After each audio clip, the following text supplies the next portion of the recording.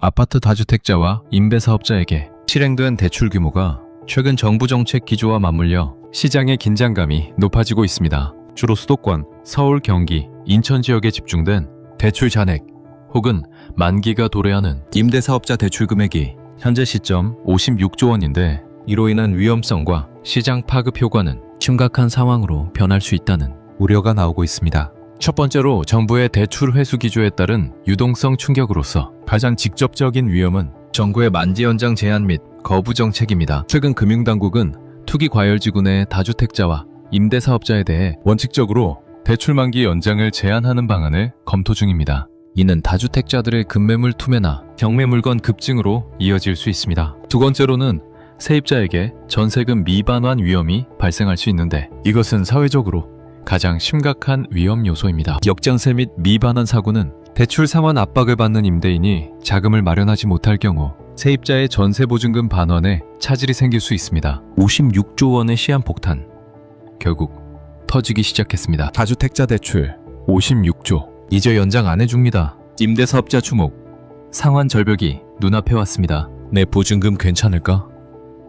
56조 대출에 무서운 진실. 중개사들은 특히 시장의 심리가 꺾였다고 말합니다. 서울 서초구의 아파트 단지입니다. 거의 없던 매물이 눈에 띄게 늘었습니다. 최근 한 달 실제 거래된 집도 7건에 달합니다. 강남 3구와 용산 집값은 2주 연속 하락했고 특히 강남구와 용산구는 매림세가 가팔라졌습니다. 서울 전체 집값 상승률도 5주째 둔화됐습니다. 매물이 쌓이고 있지만 가격을 낮춘 급매물이 아니면 팔리지 않습니다. 아파트값 하락이 더 뚜렷해질 것으로 예상합니다. 앞서 계약이 체결된 급매물들의 실거래 가격이 본격적으로 공개되고 정부는 보유세 현실화와 함께 비거주 2주택자의 전세 대출을 줄이는 방안도 검토 중인 것으로 알려졌습니다. 서울에서 가장 급등했던 지역이 가장 빨리 하락세로 돌아선 겁니다. 강남이 0.6% 하락해 하락폭이 가장 컸고 서초와 송파도 지난주와 비교해 떨어졌습니다. 여기에 용산까지 다주택자 압박 정책이 이어지는 상황에서 서울 핵심 지역 집값이 빠지기 시작하면서 가격 조정 흐름이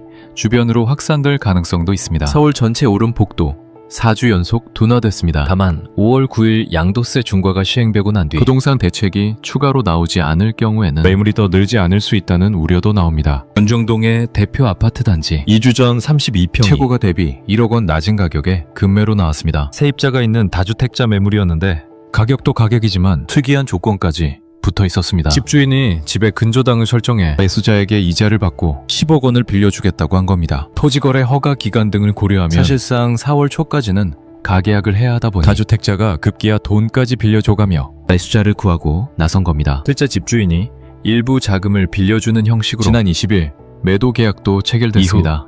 이 단지에서 돈을 빌려주고 팔겠다는 조건에 다른 매물이 또 나왔고 인근의 대단지 아파트에서도 비슷한 매물이 확인됐습니다. 하지만 이런 물건조차도 쉽지 않은 팔리지 않고 있습니다. 이 영상이 좋으셨다면 좋아요, 댓글, 구독 부탁드립니다. 끝까지 시청해주셔서 너무너무 감사합니다.